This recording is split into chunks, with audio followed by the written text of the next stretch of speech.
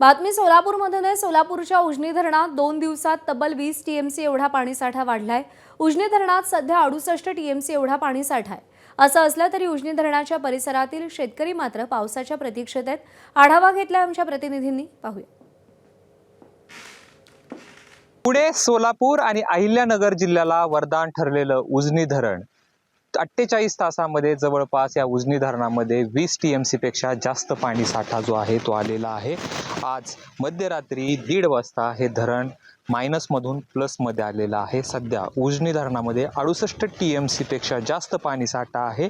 हाच साठा 2 दिवसापूर्वी 48 टीएमसी एवढा होता आणि वरच्या भागामध्ये म्हणजे खडकवासला धरण साखळी क्षेत्रामध्ये असेल किंवा आळंदीच्या बाजूला मोठ्या प्रमाणात पाऊस पडला आणि त्याचं पाणी जे आहे ते मोठ्या प्रमाणात उजनी धरणामध्ये सोडण्यात आलं आणि या ठिकाणी आपण बघू शकतो उजनी धरण हे आता 68 टीएमसी पेक्षा जास्त पाणी साठा जे आहे यानं भरलेला आहे। या धरणाची एकूण क्षमता 117 टीएमसी असली तरी 121 टीएमसी पर्यंत या उजनी धरणामध्ये पाणी साठवलं जातं। खरं तर उजनी पाणलोट क्षेत्रामध्ये अद्यापपर्यंत म्हणावा असा पाऊस पडलेला नाही। शेतकरी आभाळाकडे डोळे लावून बसलेला आहे। मात्र या ठिकाणी उजनीमध्ये अवघ्या 48 तासामध्ये 20 टीएमसी पेक्षा जास्त पाणी आल्यानं इथला शेतकरी सुखावला आहे आणि पांडुरंगाकडे एवढंच मागणं मागतो आहे की हे धरण लवकर भरावं, जेणेकरून पुढचा जो जीवन आहे शेतकऱ्याचं या पाण्यावरती अवलंबून असलेला ते सुखकर होईल।